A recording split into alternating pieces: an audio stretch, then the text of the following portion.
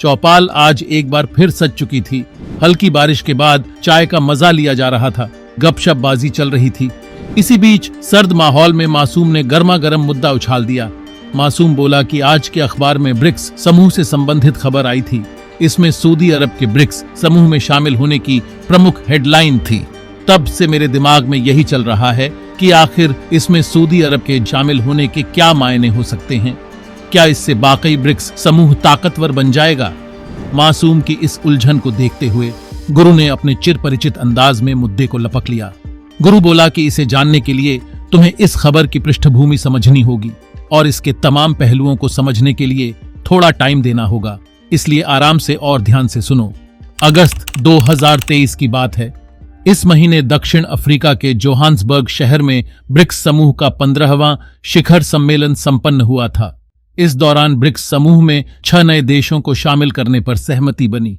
इन्हें रूस की अध्यक्षता में जनवरी 2024 में पूर्णकालिक सदस्य बनना था। ये 6 देश ईरान, अर्जेंटीना, संयुक्त अरब अमीरात, सऊदी अरब, इथियोपिया और मिस्र थे।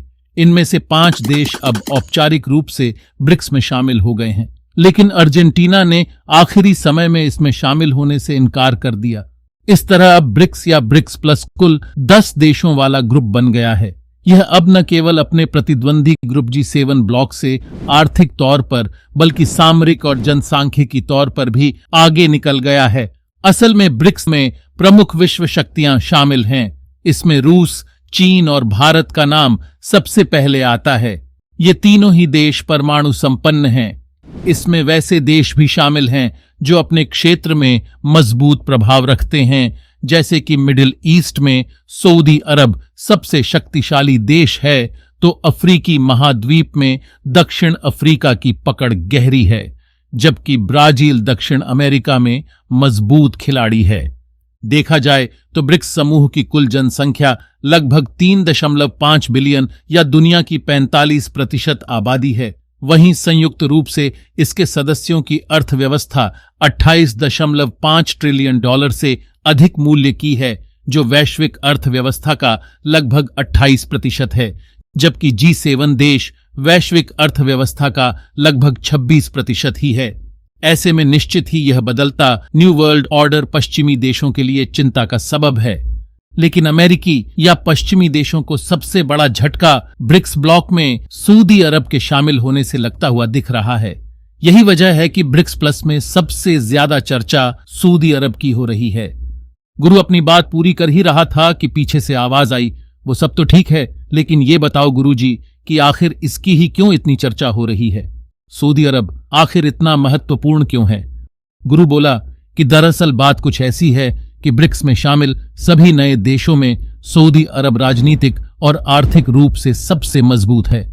जहां राजनीतिक स्तर पर सऊदी अरब पारंपरिक रूप से खाड़ी क्षेत्र में अमेरिका का सबसे करीबी सहयोगी रहा है, तो वहीं आर्थिक दृष्टि से सऊदी अरब $1 ट्रिलियन से अधिक की वार्षिक GDP के साथ सबसे बड़ी अरब अर्थव्यवस्था भी है।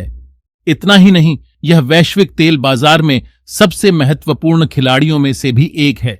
यह दुनिया के लगभग 15% क्रूड तेल उत्पादन के लिए जिम्मेदार है। सऊदी अरब के ब्रिक्स समूह में शामिल होने की महत्ता को इस बात से भी समझा जा सकता है कि अब दुनिया का सबसे बड़ा कच्चा तेल निर्यातक और उत्पादक देश सऊदी अरब और दुनिया का सबसे बड़ा तेल आयातक चीन दोनों एक ही आर्थिक ब्लॉक का हिस्सा हैं। तो वहीं रूस, संयुक्त अरब अमीरात और सऊदी अरब जैसे प्रमुख तेल उत्पादक ओपेक प्लस के सदस्य हैं। अब ये एक नए आर्थिक ब्लॉक में एक दूसरे से जुड़ेंगे।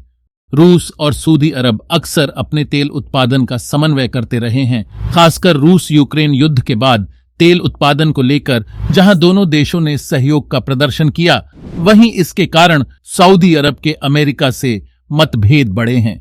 देखा जाए तो ब्रिक्स में शामिल ईरान, सऊदी अरब और संयुक्त अरब अमीरात की दुनिया के लगभग 44% कच्चे तेल उत्पादन में हिस्सेदारी है।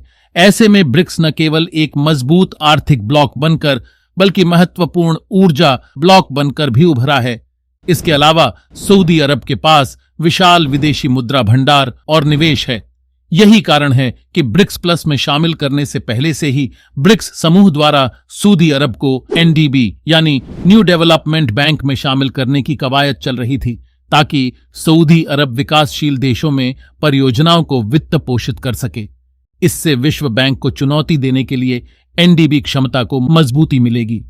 दरअसल एनडीबी को आईएमएफ और वर्ल्ड बैंक के विकल्प के रूप में देखा जाता है। इसकी स्थापना का उद्देश्य ही आईएमएफ और वर्ल्ड बैंक की तुलना में कम मांग वाली परिस्थितियों में उभरते बाजारों में देशों को ऋण प्रदान करना था। साल 2014 में अपनी स्थापना के बाद से ही एनडीबी ने अपने सदस्य देशों को लगभग $30 बिलियन के कुल मूल्य के ऋण प्रदान किए हैं।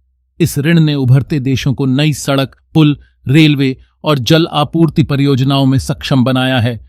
हालांकि यह ऋण उसी अवधि में विश्व बैंक द्वारा प्रदान किए गए ऋणों की तुलना में बहुत ही छोटी राशि है।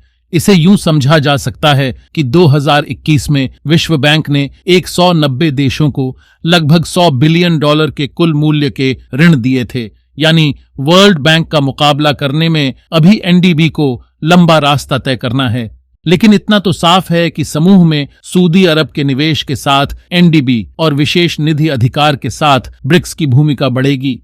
इससे अमेरिका का अंतर्राष्ट्रीय वित्तीय और मुद्रास्फीति संस्थाओं पर नियंत्रण कम होगा, तो वहीं कम ऋण दर और आसान शर्तों पर एनडीबी से ऋण मिलने पर उभरते देशों की आवाज को मजबूती मिलेगी। इससे अंतर्राष्ट्रीय मंचों पर विकासशील देश ज्यादा एकजुट हो पाएंगे। इन सब के इतर इससे डॉलर हेजेमनी को भी चुनौती मिल सकती है। ब्रिक्स समूह लंबे समय से अंतर्राष्ट्रीय व्यापार के लिए डॉलर का विकल्प तलाशने पर जोर दे रहा है। चूंकि सऊदी अरब तेल का सबसे बड़ा उत्पादक और निर्यातक देश है, अगर वो अंतर्राष्ट्रीय व्यापार के लिए डॉलर से इतर ब्रिक्स मुद्रा के लिए सहमत हो जाता है, तो बड़े स्तर पर डॉलर व्यापार से आउट होने लगेगा। इससे अमेरिकी आर्थिक वर्चस्व को गहरा धक्का लगेगा। राजनीतिक स्तर पर भी इसके कई परिवर्तन नजर आएंगे। सऊदी अरब और ईरान के एक समान सिद्धांतों पर आधारित ब्लॉक में शामिल होने से दोनों के बीच राजनयिक बातचीत शुरू होगी। ऐसे में मिडिल ईस्ट के मुद्दे केंद्रीय मुद्दे बन सकते हैं। इससे अमेरिका और पश्चिमी देशों को ईरान न्यूक्लियर कार्यक्रम, यमन संघर्ष, सीरिया आंदोलन और इजराइल फिलिस्तीन मुद्दे पर अपनी नीति और रणनीति बदलने पर मजबूर होना पड़ सकता है।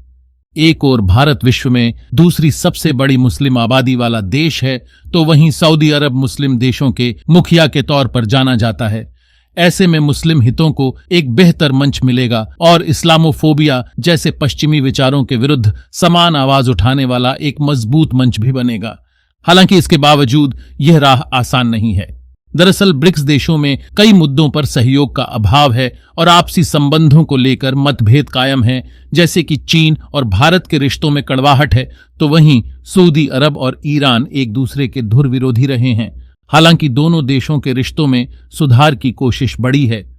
ओपेक समूह में भी सऊदी अरब, संयुक्त अरब अमीरात और ईरान ने लंबे समय से सामूहिक मतभेदों को दूर रखा है।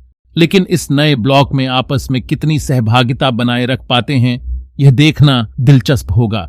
इतना तो तय है कि यह एक ध्रुवीयता से दूर जाते बहुध्रुवीयता के लिहाज से अंतर्राष्ट्रीय हित में है। इतना कहते ही गुरु ने अपनी बात समाप्त करते हुए छात्रों से पूछा, तब बताओ, अब समझ आए ब्रिक्स में सऊदी अरब के मायने? इस पर सभी छात्रों ने हाँ में सर हिलाते हुए चौपाल से प्रस्थान कर लिया। उम्मीद है आपको यह जानकारी अच्छी लगी होगी। इस पर आप अपनी प्रतिक्रिया कमेंट के माध्यम से बता सकते हैं। साथ ही आप वीडियो को लाइक और चैनल को सब्सक्राइब जरूर करें। इससे हमें और अच्छा करने की प्रेरणा मिलेगी।